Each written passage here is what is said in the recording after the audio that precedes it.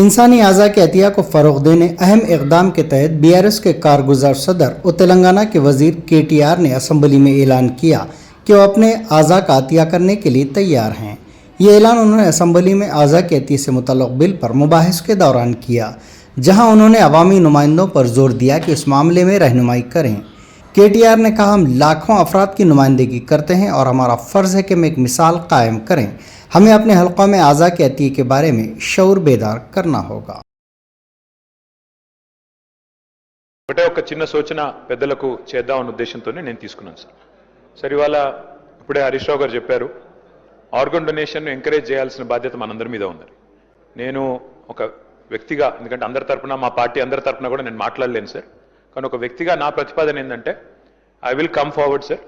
నేను అవయవదానానికి అసెంబ్లీ వేదికగా నా మద్దతు ప్రకటిస్తూ మనందరం కూడా let us lead by example.